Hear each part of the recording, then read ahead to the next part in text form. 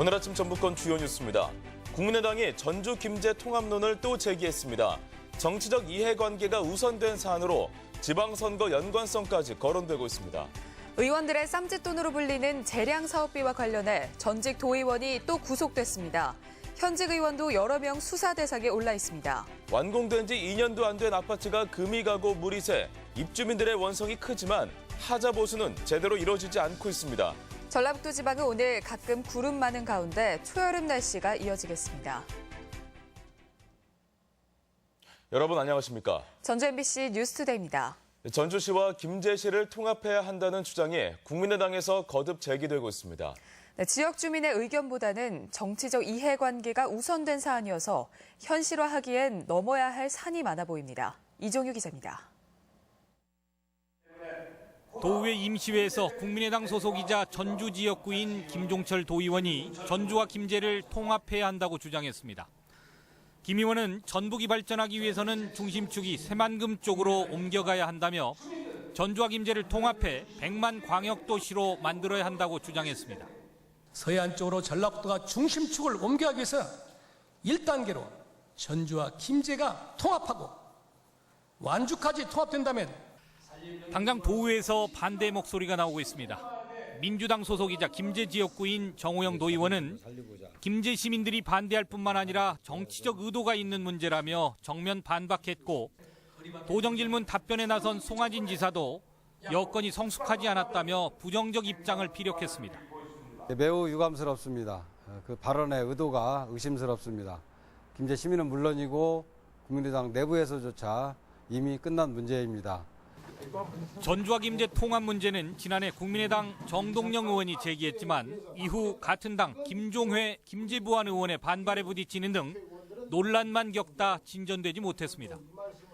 도내에서는 지역적 유사성이 높은 전주와 완주의 통합을 자치단체가 추진했지만 주민들이 반대해 결국 실패했습니다.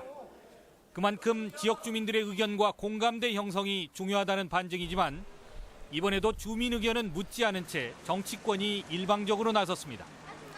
정동영 의원에 이어 그의 측근인 김 의원이 이 문제를 또다시 제기함에 따라 국민의당이 통합 본연의 논리보다는 내년 지방선거를 앞두고 정치적 이슈를 만들기 위해 접근한다는 해석도 있습니다. MBC 뉴스 이종휴입니다. 의원들의 쌈짓돈이라는 비판이 이뤄온 재량 사업비와 관련해 이번에는 전직 도의원이 구속됐습니다. 현직 의원도 여러 명이 수사 대상에 오른 것으로 알려져 수사의 향배가 주목됩니다. 김하연 기자입니다. 전주의 한 아파트 단지 내에 수년 전 설치된 체육시설입니다. 설치 비용은 자체 예산이 아닌 전직 도의원의 재량 사업비로 충당했습니다. 그런데 이를 편성한 노성만 전 도의원과 설치 업체 사이에 뒷돈이 오간 것으로 드러났습니다.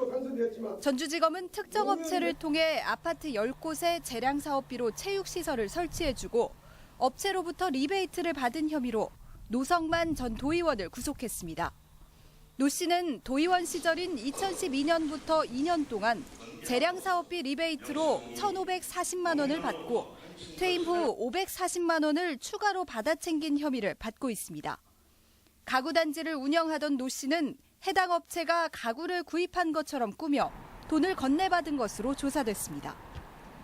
의원님은 가끔 여기 오셔서 뭐 어떤? 저는 이제 가끔 한번 오셨다 가시고 하지만 그 내막은 저희 그건 몰라요.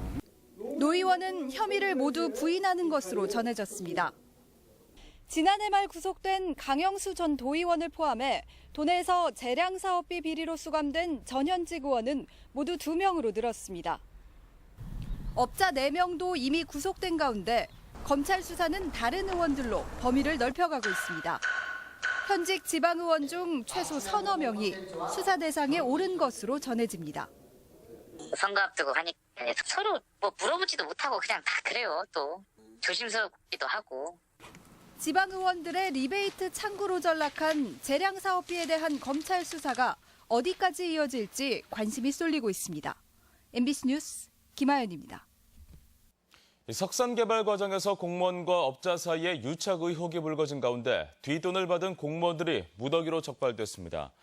전북경찰청 지능범죄수사대는 익산시 공무원 55살 A 과장 등 8명을 뇌물수수 혐의로 불구속 입건했습니다.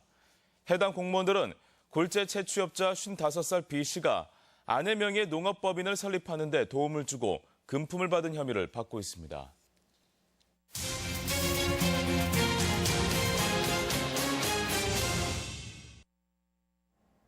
완공된 지 2년도 안 된 아파트가 금이 가고 물이 줄줄 샌다면 어떨까요?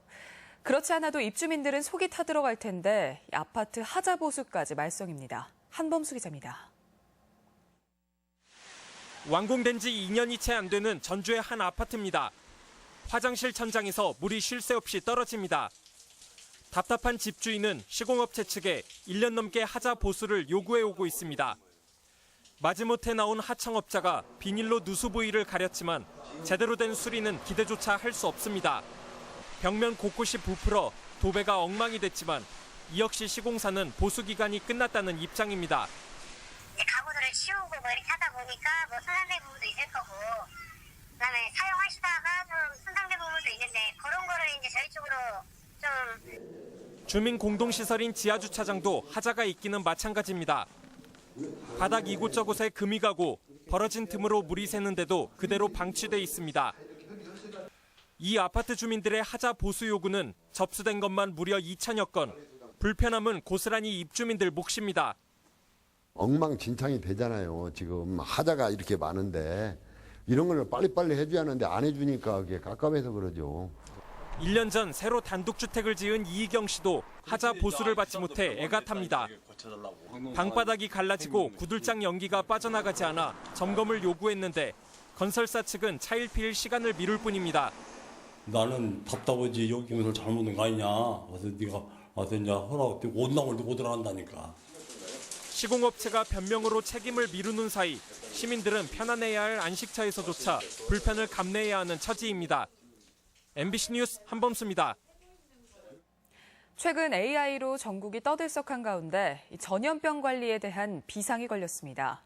하지만 우리나라 축사 절반은 여전히 불량한 위생 환경 속에 운영되는 무허가 축사여서 대책 마련이 시급합니다. 이경희 기자입니다. 완주의 한 축사. 한두 마리에서 시작해 20여 년간 20마리까지 소가 늘어 축사를 여러 번 중축했지만 서류상 신고는 하지 않았습니다. 제대로 된 정화조가 없어 분뇨가 어떻게 처리되는지조차 알 수 없습니다. 허가를 못 낸 거예요. 면사무소랑 다 알아 있는 거예요. 또 다른 축사 역시 신고 면적보다 1.5배 정도를 중축해 사용하고 있습니다. 건축비나 세금 등을 줄이려고 신고 면적을 최대한 줄인 겁니다. 완주에만 이런 무허가 불법 건축물이 600여 곳에 달합니다. 축사를 운영하면서 꼭 축사만 있는 것이 아니고 부속 건물들이 좀 필요하거든요. 그런 부분들이 어떤 그 건폐율 부분 때문에 정상적으로 이렇게 지어지지 못한 경우가. 하천과 토양오염의 주범이자 각종 전염병 발병의 근원으로 지목되는 불법 축사.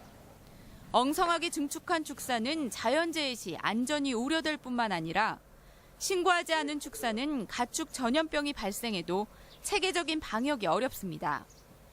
전국적으로 무허가 축사가 전체 축사의 절반에 달하자 정부가 적법화 작업에 착수했지만 속도는 더딥니다. 건폐율을 맞추려면 추가로 땅을 매입하거나 축사를 일부 뜯어내야 하는데 추가 비용이 만만치 않기 때문입니다. 최악의 경우에는 축사 폐쇄 명령까지 내려질 수도 있고, 그다음에 이제 현재 이행강제금이 50%까지 감면이 되고 있지만 그 부분이 없어지기 때문에 전염병 관리가 사회적 과제로 떠오른 만큼 축사 적법화도 속도를 내야 하지만 농가 부담이 숙제로 남았습니다. MBC 뉴스 이경입니다. AI에 감염된 토종 딸기 잇따라 확인되고 있습니다. 도 방역당국에 따르면 지난달 10일 이후 전통시장에서 닭을 구입했다는 138건의 신고를 정밀조사한 결과 그제 하루 6건의 감염 사실을 추가로 확인했습니다. 감염이 확인된 지역은 전주와 군산, 익산, 임실 등으로 기존의 삼내시장과 익산 북부시장, 군산 대야시장뿐 아니라 임실시장에서 구입한 닭에서도 AI 바이러스가 추가로 확인됐습니다. 어제 집중 조명한 장수 지역뿐 아니라 남원에서도 가야의 흔적들이 많이 남아 있습니다. 하지만 이 전북의 가야 문명은 부족한 사료 탓에 도내에서조차 주목받지 못한 처지인데요. 발굴을 포함한 본격적인 학술 연구가 뒷받침돼야 할 것으로 보입니다. 강동엽 기자입니다. 지난 2013년 모습을 드러낸 남원 유곡리 두랑리 고분군. 가야문화권 최초로 출토된 금동 신발과 함께 백제 무령 왕릉 것보다 30년 정도 앞선 청동가울이 주목받았습니다. 다른 고분에서도 가야무사의 철갑주를 비롯해 금귀거리 등 장신구가 나왔고 인근의 제철 유적도 30여 곳이 확인됐습니다.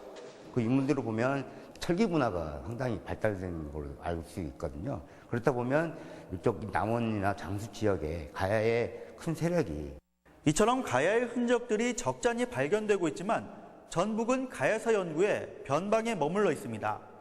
가야사 연구는 주로 삼국유사에 의존하고 있는데 가야 멸망 700년 뒤에 쓰여져 기록이 많지 않은 데다 그마저도 육가야 정도만 언급됐기 때문입니다. 하지만 중국과 일본 역사서에는 전북가야로 추정되는 기록이 남아 있습니다. 중국 정사에 따르면 가야로 추정되는 변진하는 24개국으로 중국에서 화폐를 쓰는 것처럼 시장에서 철을 사용했다고 나와 있습니다. 또한 일본 서기에는 가야인 반파국이 백제와 전쟁을 했고 봉수를 쌓아 적에 대비했다고 기술돼 있습니다. 장수와 남원의 다수의 제철 유적이 확인됐고 봉수가 가야 유적지 가운데 장수에서만 발견된 점으로 미뤄 전북 가야의 개연성이 적지 않습니다. 계속 이게 이제 발굴하고 출토되고 고고학적인 자료로 이렇게 입증이 된다면은 이제 가야사 연구를 새로 써야 되는 상황이 오지 않을까. 가야사의 변방으로 인식되어 온 전북의 가야 문명이 1500년 만에 빛을 보게 될지 주목됩니다. MBC 뉴스 강동엽입니다. 자영업자들의 과다 경쟁과 무분별한 창업을 억제하기 위해 과밀 지역 지정이 필요하다는 지적입니다. 현재 대표적인 소상공인들의 과다 창업 업종으로 커피숍과 음식점, 미용실 등이 꼽히고 있는 가운데 창업 5년 후 생존율이 30% 이하로 OECD 평균의 절반 수준에 그치고 있습니다. 이에 따라 이들 업종이 밀집된 지역에 대해서는 과밀 지역 지정과 함께 창업 자금 지원 등의 제한이 필요하다는 지적이 나오고 있습니다. 수요 응답형 교통수단에 대한 명칭 공모가 진행됩니다. 전라북도는 전국 최초로 농어촌과 벽오지 주민의 교통 불편을 해소하기 위해 부르면 즉시 달려오는 버스와 택시 서비스를 운영하고 있다고 밝히고 명칭 공모에 나섭니다. 지역마다 콜버스, 효자버스, 행복버스, 마을택시 등 다양한 이름으로 불리고 있는데 공모를 통해 이름을 확정하고 최고 100만 원을 시상합니다.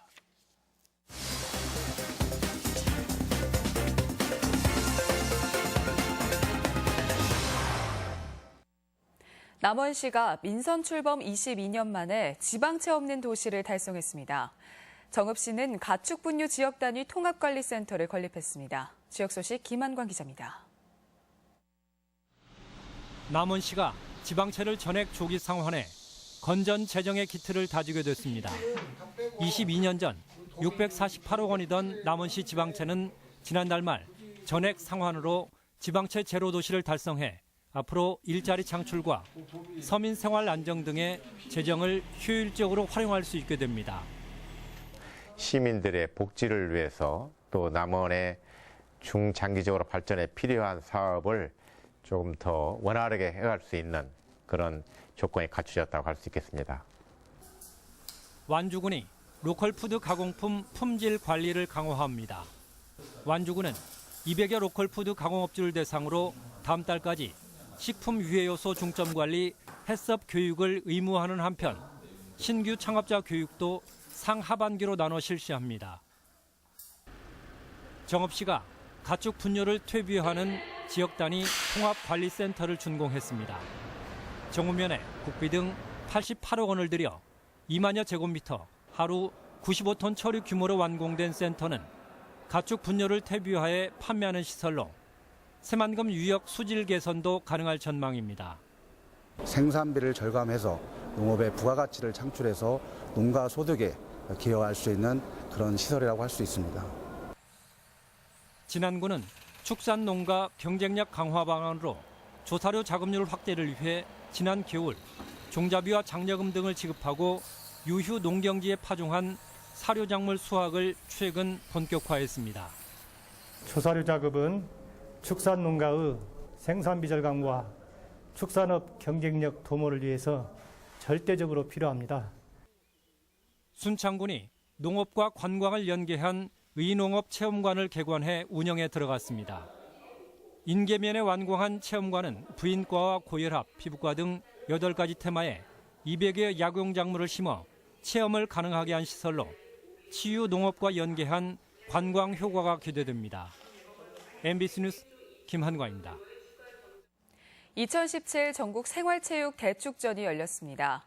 어제부터 나흘간 제주도 일원에서 개최되는 이번 행사에서 전북 선수단은 축구와 탁구 등 35개 종목에 823명이 출전해 기량을 거둡니다.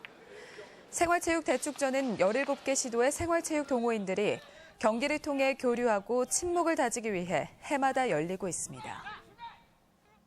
문재인 정부 출범 한 달째를 맞아 노동자 권리 신장을 요구하는 시민사회의 목소리가 높아지고 있습니다.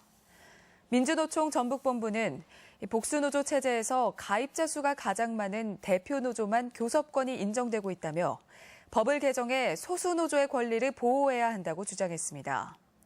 또 지방과 중앙노동위, 행정심판으로 이어지는 복잡한 노동심판을 간소화해 노동자의 편의를 높일 것도 요구했습니다.